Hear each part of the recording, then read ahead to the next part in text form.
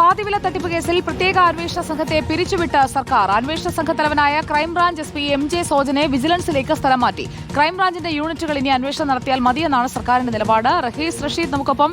Rahees Rasheed, good morning and welcome back. എന്ത് പറ്റി? പാതിവില തട്ടിപ്പ് ഇങ്ങനെയൊക്കെ അന്വേഷിച്ചാൽ മതിയെന്നാണോ നിലപാട്? സുജയ, അതാണ് കാരണം. 1400 പരാതികളുള്ള കേരളം കണ്ട ഏറ്റവും വലിയ സാമ്പത്തിക തട്ടിപ്പുകളിലൊന്നായ ഏതാണ്ട് 500 കോടി രൂപയുടെ തട്ടിപ്പ് നടന്നു എന്നതാണ് പരാതിയുടെ മാത്രം അടിസ്ഥാനത്തിൽ കണക്കാക്കുന്നത്. അതിൽ പ്രത്യേക അന്വേഷണ സംഘത്തെയാണ് സംസ്ഥാന ആഭ്യന്തര വകുപ്പ് പിരിച്ചുവിട്ടിരിക്കുന്നത്.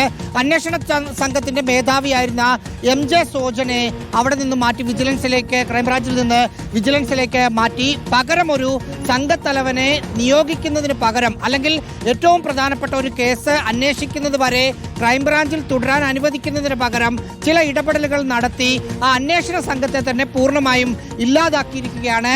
പലതരത്തിലുള്ള നിയമ ചർച്ചകൾക്ക് ഒടുവിലാണ് തീരുമാനമെടുത്തതെന്നാണ് ആഭ്യന്തര വകുപ്പ് പറയുന്നത്. പ്രത്യേക സംഘം ഇത് അന്വേഷിക്കേണ്ട കാര്യമില്ല, ക്രൈംബ്രാഞ്ചിന്റെ അതാത് യൂണിറ്റുകൾ അവിടെ കിട്ടിയ പരാതികൾ അന്വേഷിക്കട്ടെ എന്നതാണ് ആഭ്യന്തര വകുപ്പിന്റെ നിലപാട്. അതിനകത്ത് വലിയ നിയമപ്രശ്നങ്ങൾ ഉണ്ടാവും. കാരണം 1400ഓളം പരാതികളുണ്ട്. ഇത് ഓരോ ജില്ലയിലെയും ക്രൈംബ്രാഞ്ച് യൂണിറ്റുകൾ അന്വേഷിക്കുകയാണെങ്കിൽ ഒരേ സ്വഭാവമുള്ള കേസുകളാണ്. പല സ്ഥലത്തും പലതരത്തിലുള്ള നിഗമനങ്ങളിലെത്താൻ പറ്റും. അത് ഈ പ്രതികളെ രക്ഷിക്കുന്നതിന് തുല്യമാണ് എന്നതാണ് ഈ മേഖലയിലുള്ള നിയമവൃത്തങ്ങളിൽ പ്രവർത്തന പരിചയമുള്ള ആളുകളോട് സംസാരിക്കുമ്പോൾ മനസ്സിലാക്കാൻ സാധിക്കുന്നത്. ഒപ്പം കുറ്റപത്രം സമർപ്പിക്കുക, വിചാരണ നടപടികളിലേക്ക് കടക്കുക എന്നതൊക്കെ അനിശ്ചിത കാലത്തേക്ക് നീണ്ടുപോകാനുള്ള ഒരു സാധ്യതയുമുണ്ട്.